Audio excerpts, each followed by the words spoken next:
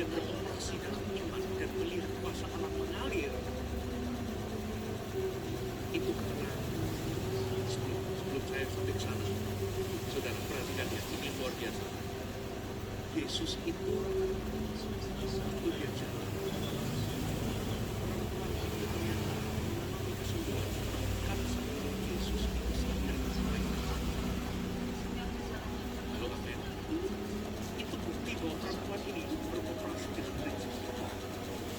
Yesus itu lagi jalan dalam tubuh kemanusiaan, berarti dia itu, walaupun dia itu Tuhan, tapi dia menanggalkan keilahiannya. Dia turun sebagai manusia, terbatas. Berarti waktu dia jalan, dia nggak tahu bahwa ada seorang perempuan yang butuh kesembuhan. Dia sedang mau pergi ke rumah Yairus, yang anaknya sedang hampir mati. Di tengah perjalanan, ternyata dia berhenti karena dia merasa ada sesuatu yang mengalir. Dia nggak sadar bahwa ada seorang perempuan sudah sembuh. Kuasa Allah mengalir sebelum Yesus sadar. Berarti perempuan ini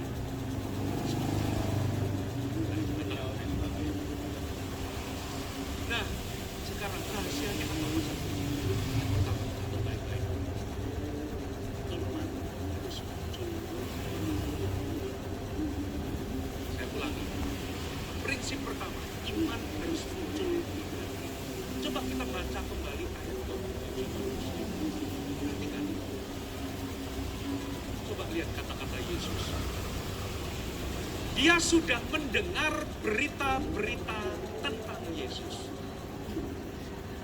Katakan mendengar berita-berita tentang Yesus. Sudah mendengar berita-berita tentang apa yang sudah Yesus lakukan. Bagaimana Yesus menyembuhkan orang sakit, bagaimana Yesus membangkitkan orang mati, bagaimana Yesus itu berkuasa, bagaimana Yesus itu berjumpa dengan orang-orang kusta, lalu orang kusta itu tanya, maukah engkau menyembuhkan aku? Aku mau, jawab Yesus. Dari situlah iman itu muncul. Sebelum kita lanjut, sebelum kita bahas apa arti iman, saya bahas dulu apa yang bukan iman. Coba perhatikan saya.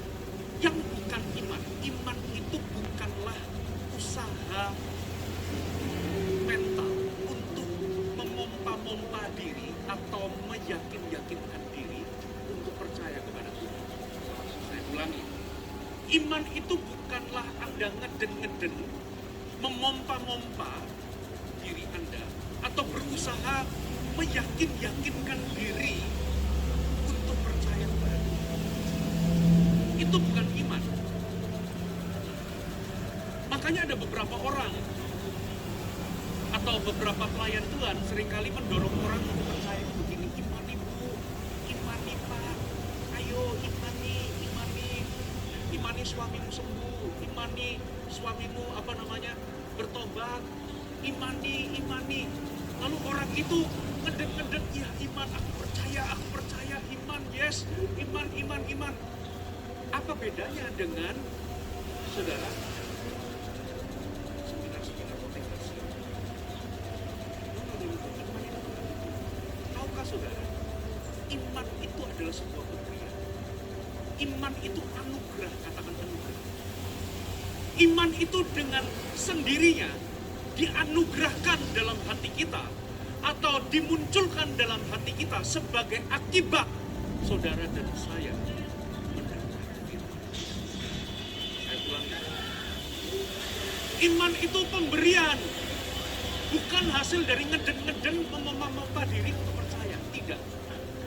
Iman itu sebuah gift atau anugerah yang dengan sendirinya akan dianugerahkan atau muncul dalam hati kita sebagai akibat kita mendengar firman Kristus. Katakan amin. Jadi Anda itu nggak perlu ngeden sebetulnya. Anda cukup mendengar firman Tuhan atau firman Kristus atau kabar baik dari Injil dan Anda mempercayainya, muncul tanpa Anda mengeden.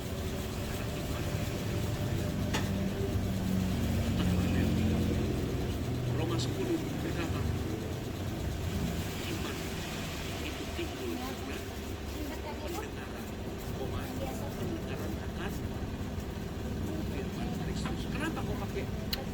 251 ukuran. Karena pendengaran lalu kasih koma, ditandaskan lagi pendengaran akan firman Kristus. Karena begini loh, kalau iman itu timbul Yang kecil karena kita di dalam nggak ada mendengar tadi? firman, maka yang sebaliknya juga bisa terjadi. Keraguan, ketakutan, dan kekhawatiran itu juga muncul karena termohon. Amin. Pendengaran akan Coba lihat dulu, masih ada enggak ya? pendengaran akan opini manusia, apa pendapat kita, pengertian kita sendiri, dan suaranya. Makanya, saudara, ketika perempuan itu, wanita itu mendengar berita-berita tentang apa yang Yesus sudah lakukan, sebetulnya apa yang dia dengar? Yang pertama, yang dia dengar itu adalah Yesus berkuasa. Katakan amin. Dia mendengar kesaksian Yesus bangkitkan orang mati, Yesus sembuhkan orang sakit, memelekkan mata yang buta, orang tuli mendengar, orang lumpuh berjalan. Dengan kata lain, Yesus itu berkuasa. Katakan amin. Dia sanggup. Hari ini, saudara, kenapa imanmu kecil? Kenapa imanmu sedikit? Karena Anda melihat masalah lebih besar daripada Yesus. Tapi hari ini kalau Anda bisa melihat bahwa Yesus itu berkuasa lebih daripada masalahmu, imanmu akan baik. Problem dari kita hari ini adalah kita melihat sakit penyakit kita, masalah kita itu lebih besar daripada Tuhan. Itulah sebabnya kita tidak punya iman. Yang ada adalah kekhawatiran, keraguan. Lalu apa yang didengar oleh perempuan ini? Bukan hanya Yesus berkuasa, tapi Yesus mau menyembuhkan. Dia mendengar cerita tentang dua orang kusta. Orang kusta itu najis, nggak boleh menjamah orang. Karena orang yang dijamah, orang kusta, jadi najis. Tapi anehnya begitu ketemu Yesus, mereka itu sungkan karena orang kusta itu dianggap berdosa, dihukum Tuhan. Mereka akhirnya sungkan ketemu Yesus karena Yesus orang suci. Perempuan orang kusta ini tanya, Yesus, yang di luar dugaan adalah dia tak berkata, no, itu najis, tak boleh jawab, no, dosa berat, dosamu besar, tidak boleh. Yesus juga tak berkata, enggak, belum waktu sembuh, atau Tuhan memang menghukummu karena kau sakit, menghukummu karena engkau berdosa, Tuhan menghukummu dengan penyakit. Yesus tidak jawab itu. Yang Yesus jawab apa saudara? Jadilah perkataannya yang luar biasa. Yesus orang kudus, harus tidak boleh jawab. Iya.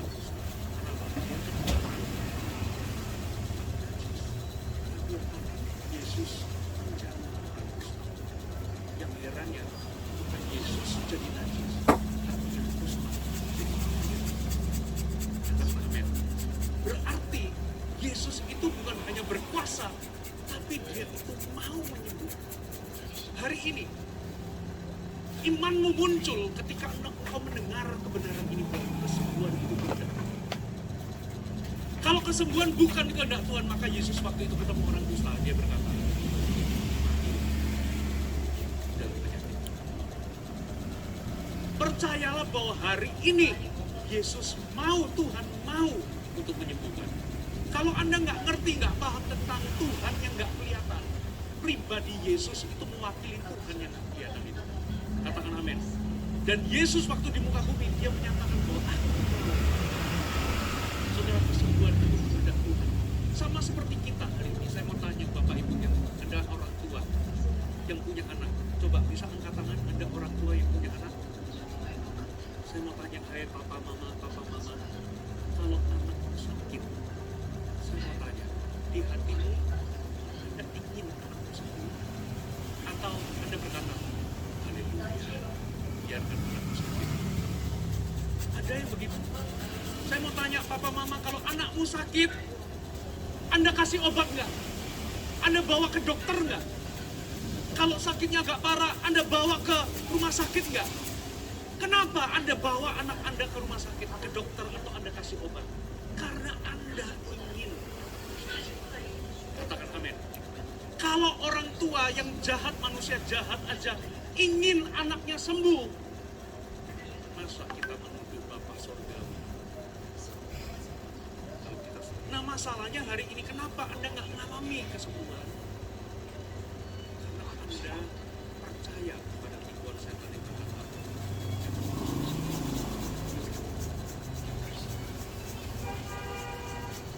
Loh, Pastor Puji, saya punya pengalaman. Kenapa kok juga ada akhirnya tersebut? Saudara, ada sebuah batas yang namanya itu kedaulatan. Ada ujungnya. Jadi, kalau memang ketika kita beriman dan percaya kehendak Tuhan dalam untuk menyembuhkan, tapi kalau memang ada ujungnya, waktu kita habis.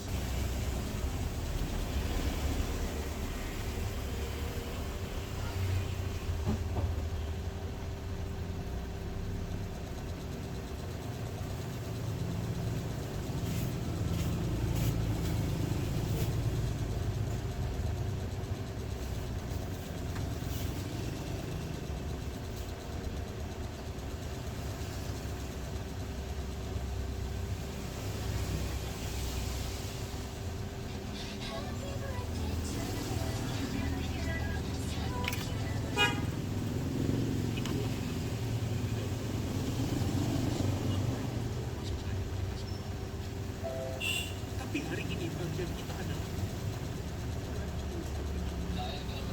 tidak ingin beri satu persepsi dari Tuhan ingin kita menderita karena sakit. Sebaliknya, kegagalan kita mempercayai bahwa Tuhan ingin kita sembuh membuat kita tak punya kemenangan dalam hidup. Itulah yang didengar oleh perempuan itu, bahwa dia melihat bahwa Yesus berkuasa plus Yesus mau menyembuhkan. Termasuk Anda yang dengar hari ini, Tuhan ingin menyembuhkan. Lalu yang didengar yang ketiga, Yesus bukan hanya berkuasa dan mau menyembuhkan, tapi kenyataannya bagi kita yang hidup setelah Yesus mati di atas kayu salib. Alkitab berkata, di atas kayu salib dia memikul semua dosa kita, sehingga kita yang harusnya mati, kita sekarang hidup di dalam kebenaran. 1 Petrus pasal 5. Kedua, lalu dikatakan dan oleh karena itu sudah sembuh. Bagi perempuan itu, dia mendengar berita-berita tentang apa yang Yesus sudah lakukan. Tapi waktu itu Yesus belum naik di atas kayu salib. Tapi hari ini, apa relevannya bagi kita? Bagi kita, prinsipnya juga sama. Kita perlu mendengar berita-berita tentang apa yang Yesus lakukan. Yesus bukan hanya berkuasa dan mau, tapi ternyata Yesus sudah mati di atas kayu salib. Bukan hanya menyediakan pengampunan dosa bagi kita, tapi dikatakan dia memikul setiap penyakit kita. Sehingga oleh karena bilur-bilurnya dia taruh di atas kayu salib, kita memperoleh kesembuhan.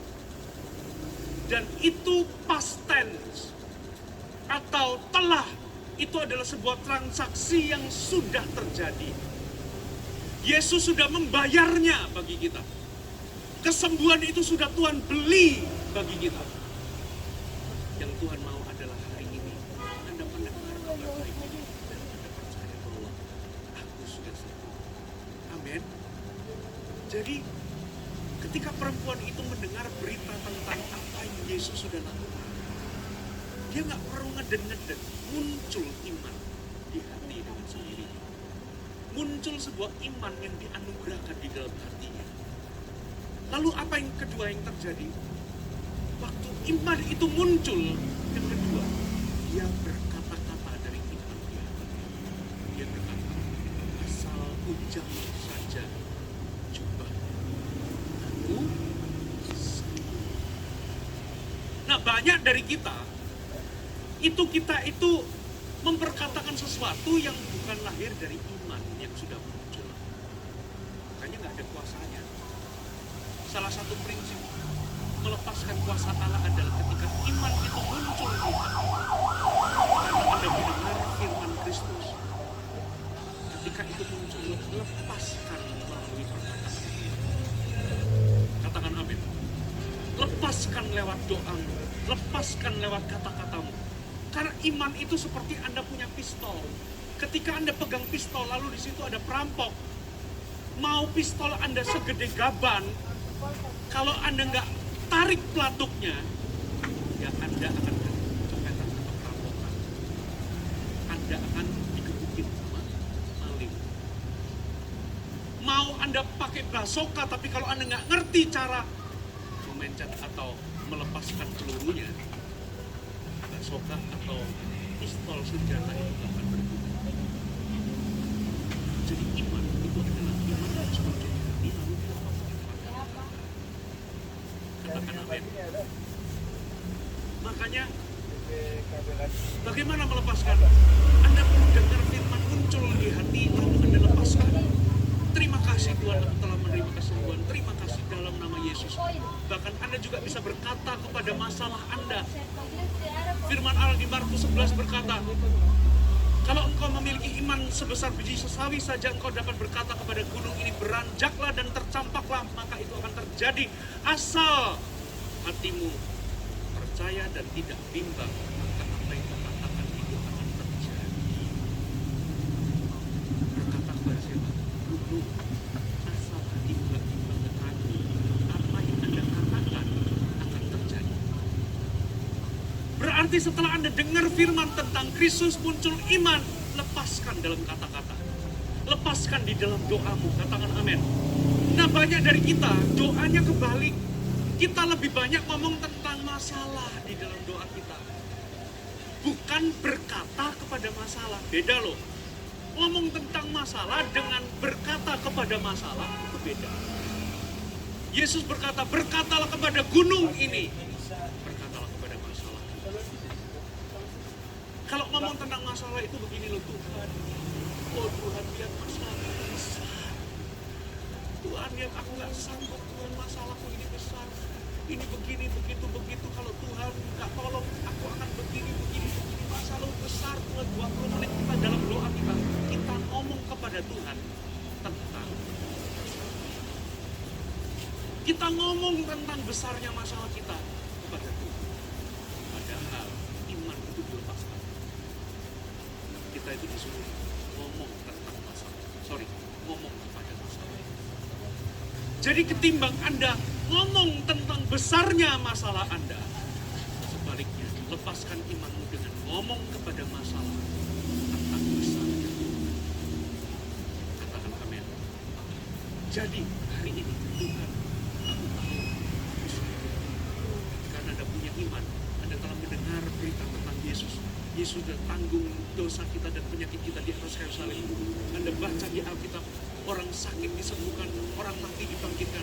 Anda berkata, Tuhan, aku sakit hari ini.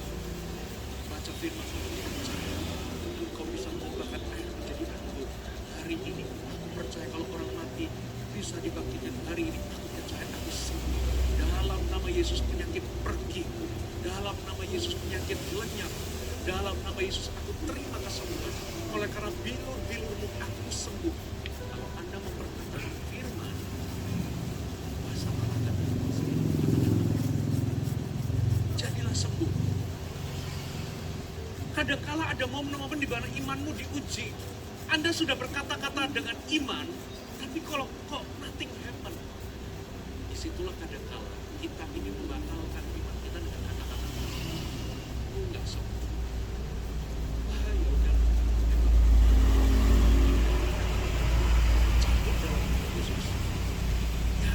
Sudah parkur, ya memang Tuhan gak tolong.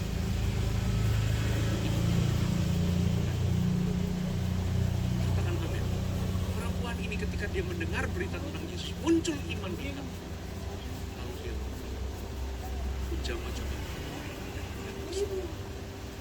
Ya, amin. Yang ketiga, yang terakhir, ternyata dikatakan setelah dia mendengar berita-berita tentang Yesus, dikatakan maka diri dan mendekat Yesus. Berarti yang ketiga, perempuan ini setelah dia mendengar muncul iman, lalu dia berkata-kata. Yang ketiga adalah dengan iman.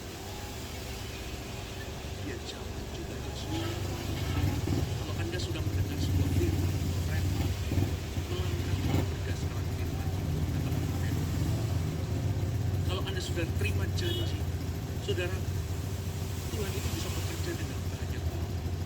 Tuhan bisa bekerja lewat cara mujizat. Tapi mujizat Tuhan itu juga bisa lewat dokter. Ada beberapa orang di antara Anda sudah terima janji Tuhan dan sebagainya, lalu Anda melangkah pergi ke dokter. Itu bagian dari iman.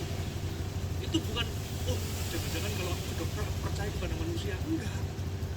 Waktu itu Yesus itu juga dalam kondisi kemanusiaan.